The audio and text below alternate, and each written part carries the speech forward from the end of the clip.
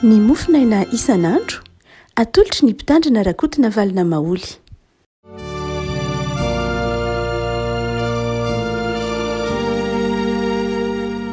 Falmiaraba atsika dia afaka malalatra hatry ity talata fahatelon'ny volana aogositra ity. Ny mofinaina voalahatra antsika anio dia ny boky Deutéronomie. Deutéronomie toko 5:10 ny andininy fahafito ka hatramin'ny faha 1:10. Deutéronomie toko 5:10 andininy fahafito ka hatramin'ny andininy faha 1:10. Fakitsika amin'ny anaran'i Jesosy. Raha misy malahelo ny rahalanao an-tanànanao anankiray amin'ny taninao izay omen'i Jehovah-Andriamanitra anao dia aza manamafy ny fonao na manakombana ny tananao amin'ny rahalanao malahelo. Fa sokafo tsara aminy ny tananao ka ampisambory izay ilainy arak'izay mahory azy. Mitandrema fandrao isy-hevi-dratsy eo am-ponao manao hoe antomotra ny taona fahafito dia ny taom-pahafahana ary ho ratsy fijerin-draha lahanao malahelo ianao ka tsy hanome azy akory ianao ary hitaraina amin'i Jehovah hiampanganao izy ka dia ho fahotanao zany. Mety koa izy ary aoka tsy alahelo ny fonao raha manome azy satria izany zavatra izany no hitahiny Jehovah-Andriamanitra anao amin'ny asanao rehetra sy amin'izay rehetra ataon'ny tananao. Fanontany tsy ilaozan'olo malahelo koa izany na vidiko anao hoe sokafo tsara amin'ny raha lahanao ny tananao dia amin'ny malahelo sy ny manitra eo amin'ny taninao. Ray masonao manamasinana ny fahamarinana ny teninao no fahamarinana. Amen. Firenena voatokana ny firenen'i Israely ry havako. Firenena voatokana mba hanomezam-boninahitra an'Andriamanitra. Zany hoe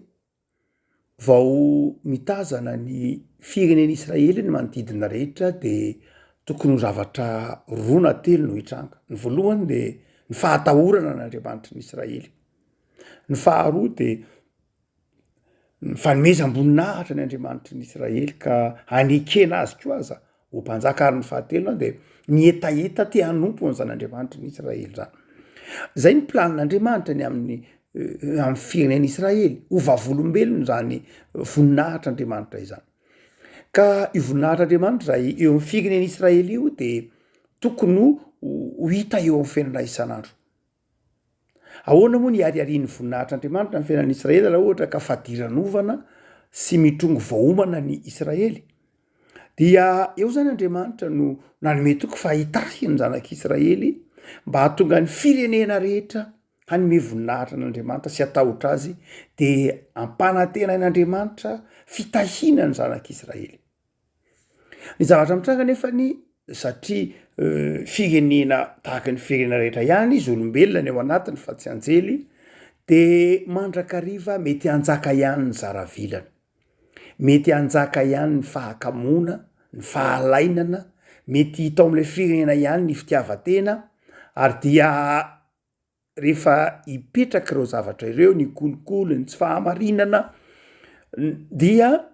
na dia eo aza ny fiarovana mafy izay napetrak'Andriamanitra dia mety hisy ihany ny fahantrana. Ary io antony io no mahatonga ny tompo ny teny manao hoe ny tany tsy ilaozan'olo malahelo, tsy ilaozan'olo mahatra. Misy olo mahatra mandrakariva ny tany na ny firenena. Ny antony dia satria misy lafin-javatra maro samihafa mety miteraka ny fahantrana. Vokatry ny fahotana ny fahantrana. Vokatry ny fahotana ny fahantrana. Tsy ny fahantrana akory ny ota fa ny ota no miteraka ny fahantrana. Ary satria ny ota no miteraka ny fahantrana dia ny ota nefa manaraka ny fiainan'ny olombelona. Ny ota tsy any ivelan'ny olombelona akory fa ny ota ao anatin'ny olombelona ary amin'ny toerana izay misy olombelona no misy ny fahotana. No misy ny ota ary amin'ny toerana izay misy ota dia mety hiteraka fahantrana. Noho izany dia tsy ilaozan'olo malahelo ny firenena satria tsy ilaozan'ny ota ny firenena. Ary dia nanafatra zany ny tompo eto manoloana izany firenena na fiarahamonina tsy ilaozan'olo malahelo zany. Dia nanafatra toe-tsaina tokony ho ananan'ny mpanaradia azy Andriamanitra mba hahatonga ilay firenena ho fanomezam-boninahitra an'Andriamanitra dia tian'Andriamanitra ny handraisany zanak'Israely handraikitra amin'izany fanomezam-boninahitra an'Andriamanitra zany mba tsy hisiny ny olo mahantra ao amin'ny firenena anankiray. raha ohatra ka firenena tononona ho firenena no fidian'andriamanitra kanefa fahantrana no mameno azy olona fadiralovana na mpitongo voaomana no mameno azy dia tsy maneho ny voninahitr'andriamanitra izany satria andriamanitra dia loharanony fifaliana ny fahasoavana hoy ny tenin'andriamanitra hoe azy ny volamena azy ny volafotsy azy ny tahanza rehetra eo aminy ka raha ohatra ka firenena mbola mahanitra ihany nefa ny manompo an'izan'andriamanitra zany de maperitreritra ary mety mahatonga ny olona tsy hanompo an'andriamanitra mihitsy azy zanatriny zany manao ina moa ny hanomponay andriamanitra rezy zanatriny zany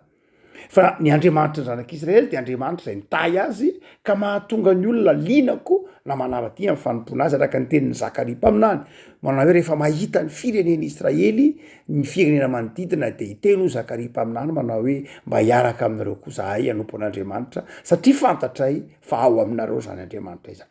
zany reavako malala dia tsika manao hoe ity bokyny Deutéronomie eto ampiratanatsika ity zany topa 10 de manazava lafin-javatra ray ihany inona ny tokony ataon'ny olona manoloana ny fahantrany rahalahy fahantrany piraitany razana aminy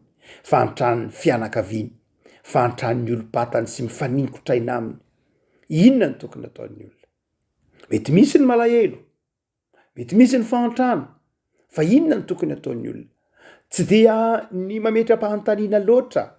amin'ny hoe avy aiza ny fahantrana eny toko fanontaniana fametraka zany fa izao misy lafin-javatra zay tena hoe inona ny tokony atao amin'ny fahantrana zava-dehibe ny ahafahantsika mamaly ny fanontaniana hoe inona ny mampahantra mazava tsara fa ny fahotana ny mampahantra fahotana noho ny fitiavatena io tsika teo fahotan'ny fitiavatena fahotan'ny fitiavam-bola fahotan'ny fitiavana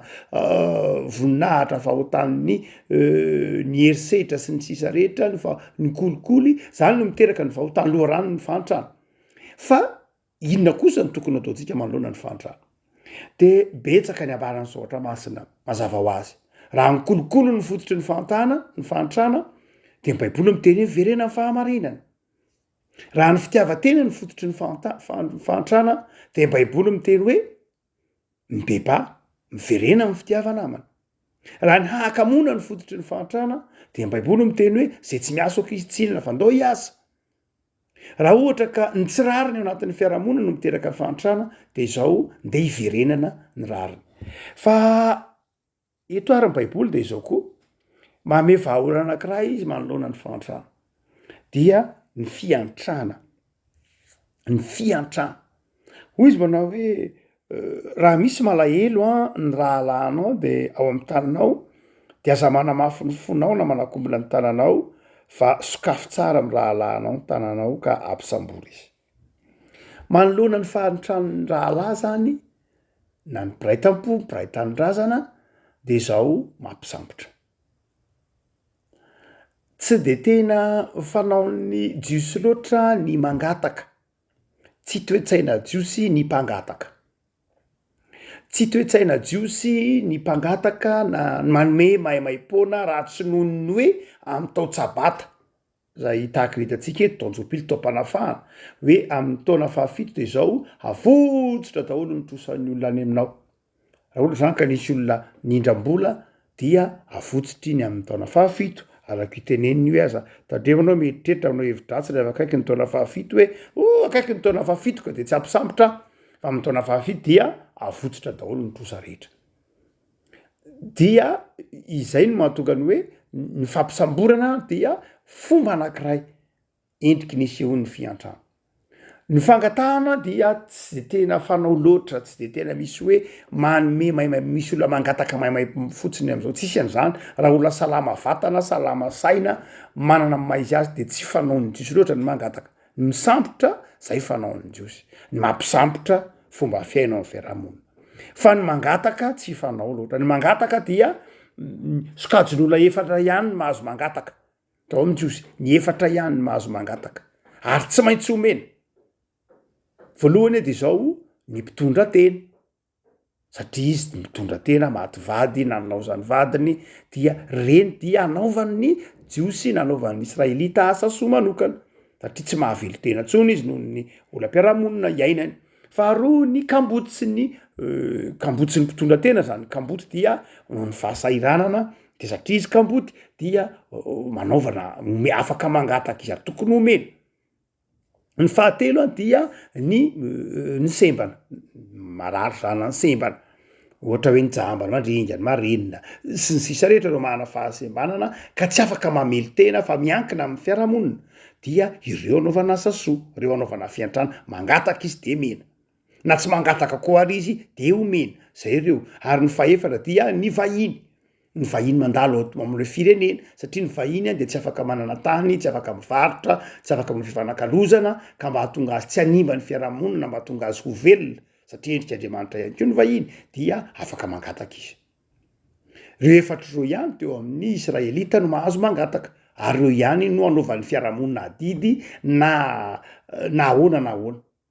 mpitondra tena ny kamboty ny vahiny ary ny sembana na ny marary tsy afa-miasa ny sisan'izay raha mandalo fahasairanana dia mindrana ivelan'izay rehetrazay raha mandalo trapahasairanana na mandalo zava-manahirana ny tsy fananana dia mindrana de mamerina raha sanatrika tena tsy mahaverina izy de any amin'ny taona fahafito de avotsitra ny trosany mba hatonga azy tsy ho tampiasara trosa satria tsy inona tsy akasitran'andriamanitra ny tsy mamerina dia asain'andriamanitra manao zao no izy avotsitry ndry avaka fito taona amin'ny taona fahafito taonjobily koa moa zany amin'ny fahadimy taona tak zany any no zany dia zava-dehibe ny fomba fisainany jiosy manao hoe ny mangataka tsy mety fa ny misambotra azo atao ny misambotra azo atao ny antony de zao averinao lay izy ny antony de zao koa satria tsy inona ny volany ampelantanan'ny olona na ny fananan'ny olona dia vokatry ny fisasarany raha ohatra ka mangataka dia maka an'izay ireo sokajolay efatra ireo navelany soatra masina fa raha olona salama kosa no maka izany zavatra sasarany olo zany ka fa tsy misambotra de tsy mety fa tsy maintsy averina ny fotoana lan'ny olona nazahoana an'iny voliny naverina ny herintsandron'ny olona ny heritsain'ny olona nazahoana an'iny voliny de averina ny antony dia satria toy ny mangalatra izay rehetra mangataka nefa tokony hiasa ary mangalatra zay tokony mamerina nefa tsy mamerina no zany dia ao anatiny ataontsika hoe fiatrehina ny fantrana dia ny fampisamborana no zany de dikany hoe mampisambotra de fanomezan-toerana ny antsoina hoe asa liavako malala ny olona afaka miasa no mampisamborona tsisy olona salama atao amin'ny jiosika tsy afaka niasa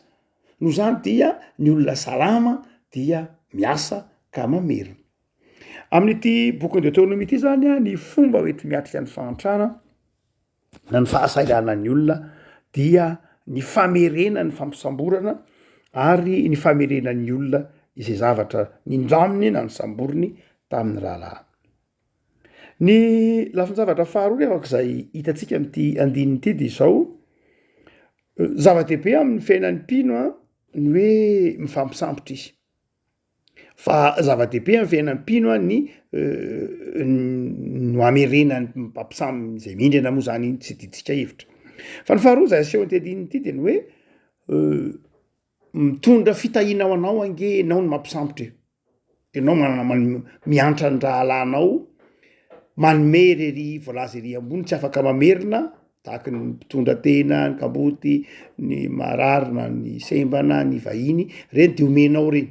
am'izay foinao am'izay tojo anao fa ny misambotra kosa de omenao arak'izay ilainy hoy ny boky Deutéronomie satria amerina izy fa izao ny fanaovanao an'ireo asa ireo de mitondra ireo no hitahiny Jehovah Andriamanitra ao anao hoy ny andininy folo sy ny andininy fahasivy hoe omety koa izy ary eo ka tsy alahelo ny fonao raha manome satria izany zavatra izany no hitahiny Jehovah Andriamanitra ao anao amin'ny asanao sy am'izay rehetra ataonao zany hoe ny fitserana na ny fanomezana irery voalaza ery ambony na koa ny fampisamborana de mahatonga fitahiana ho an'ny mpanome ho an'ny mpampindrana tsy akasitran'Andriamanitra ny fo vato izay manoloana ny atao hoe manakompitanana amin'ireo zay afaka manome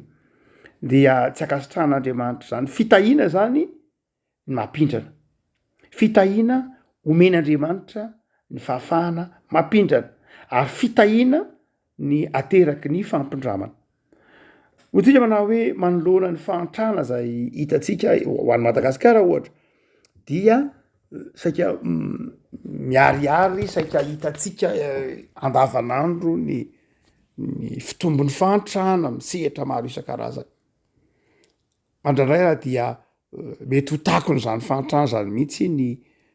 voninahitr'Andriamanitra. Firenena zay mivavaka, firenena manompo an'Andriamanitra nefa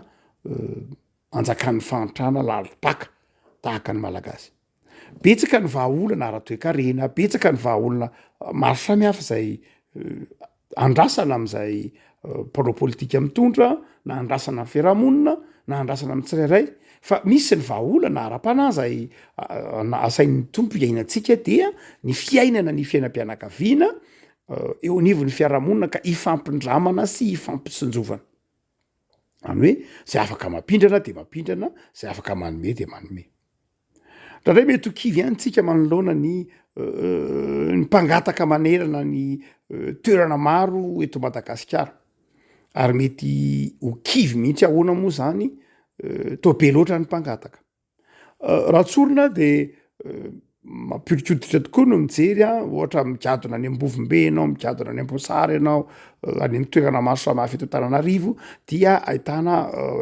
eny am-piaton'ny fiarakodia eny dia mahita ankizy latsaky ny 5 taona, latsaky ny 10 taona, mahita olon-dehibe saika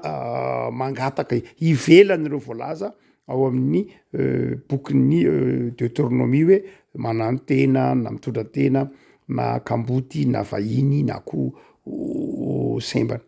De tanan'izany eto Antananarivo na toerana maro samihafa. Raha toa ka jerena amin'ny lafin'ny teolojia, raha ohatra ka jerena amin'ny lafin'ny teolojia dia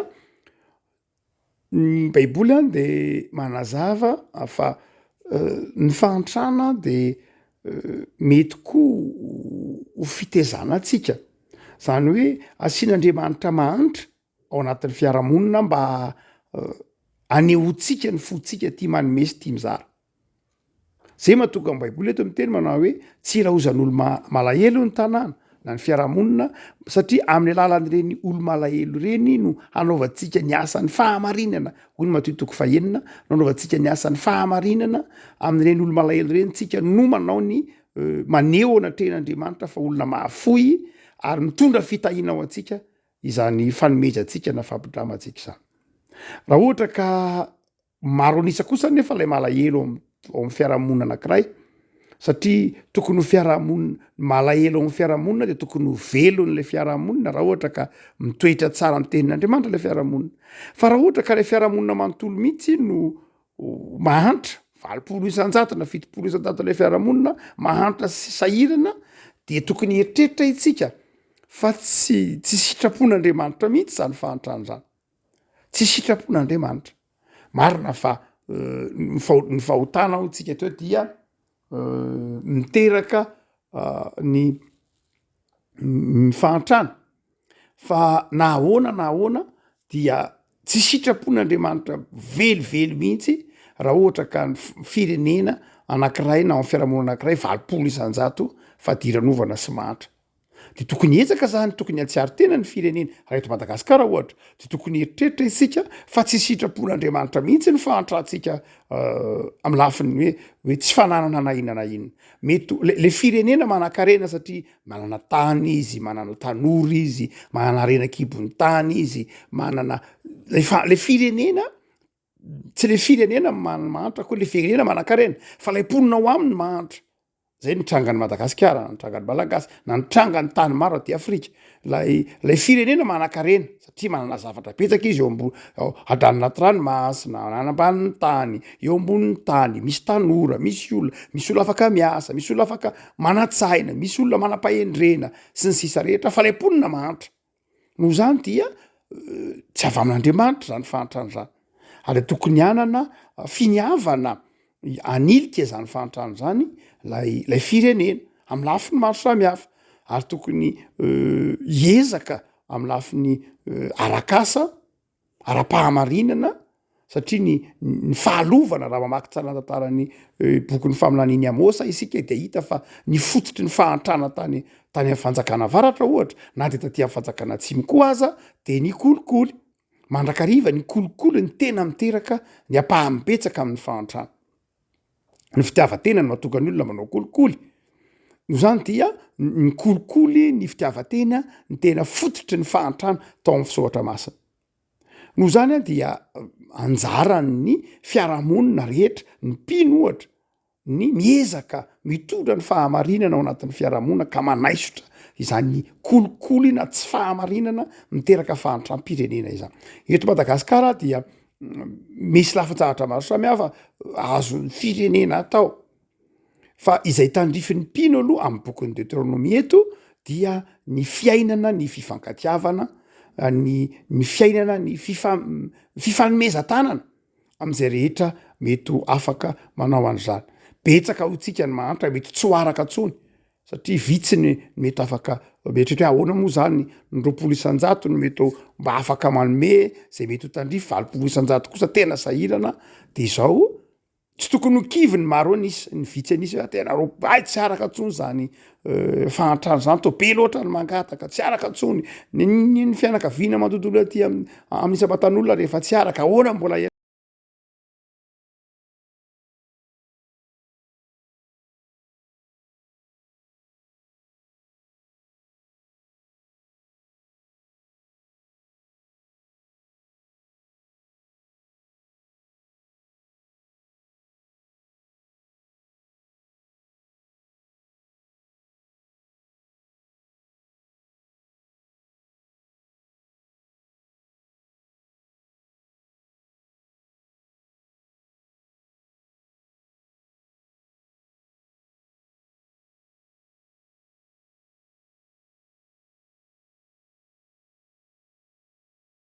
Jesosy Kristy tompo dia